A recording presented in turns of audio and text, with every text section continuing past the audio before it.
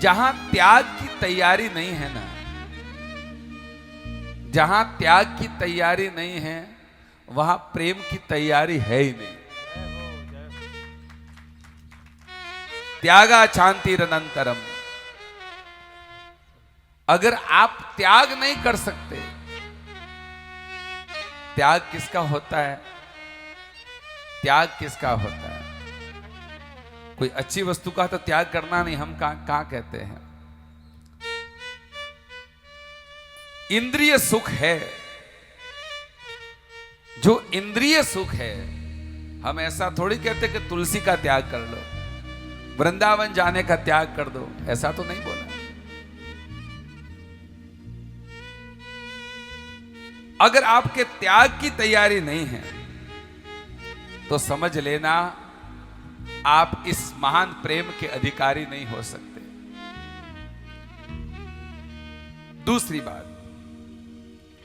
जब आप त्याग क्रमशः थोड़ा थोड़ा करोगे, ये एक बड़ा ही गणितीय सूत्र है। इसको थोड़ा सा हम एक सरल उदाहरण से, महाराज जी हमारे बीच में पंजाब से एक वेदांती महाराज भी आए हैं, बड़े वेदांतों के प्रकांड पंडित है। तो आज संयोग देखा, कल वृंदावन को बुलाया था और आज वृंदावन से संत आ गए। कल यहां पर भाव से बुलाया था, तब हमको पता नहीं था कि बुला रहे हम, और वास्तव में वृंदावन की रज उनके माध्यम से यहां पर आई गई। तो आज तो प्रमाण हो गया कि वृंदावन यहां है। और कहते हैं कि संत आ जाते हैं तो मोहर लग जाती है, इसलिए शारदे मैया आपकी कथा पर मोहर लग गई है। एक बड़ी विलक्षण बात कह रहे, सुनिएगा रतन साहब। अगर मान लीजिए कि सीधी सीधी भाषा में ये समझो कि आप 30% त्याग करते हो, तो त्याग करने के तुरंत पश्चात आपके भीतर एक विशिष्ट शक्ति पैदा होती है और उसका नाम है सहन शक्ति।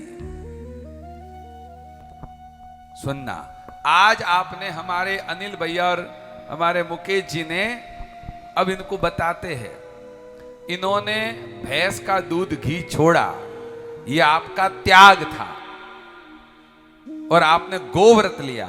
उसी उदाहरण से कहते हैं, तो जैसे ही आपने ये संकल्प लिया ना, तो आपके भीतर जब जब भिन्न भिन्न प्रकार की मिठाइयां आएगी और आप कहोगे हमारा तो गोव्रत है, उस क्षण आप उनको नहीं खाओगे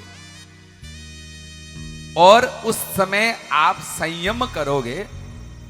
उसी क्षण एकदम, इसको यूं समझ लो कि आपके अंदर हार्मोन्स पैदा होंगे, लेकिन वो ब्लड के रूप में नहीं होंगे। उन हार्मोन्स का नाम होगा सहनशीलता।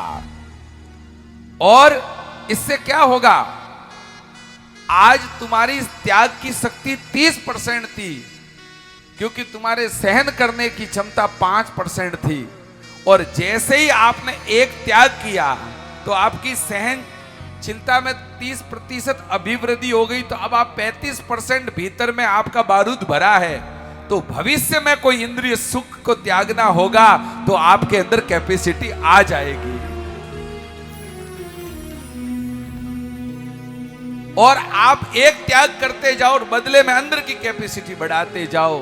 अब इसकी मर्म कह रहे हैं, तुम्हारे सामने कोई ऐसी इंद्रिय भोग की वस्तु आ जाएगी जिसको देखकर बड़े बड़े लोग विचलित हो जाते हैं। आप उनको विष्ठाव्रत त्याग कर चले जाओगे, क्योंकि पूर्व में आपने त्याग किया हुआ है।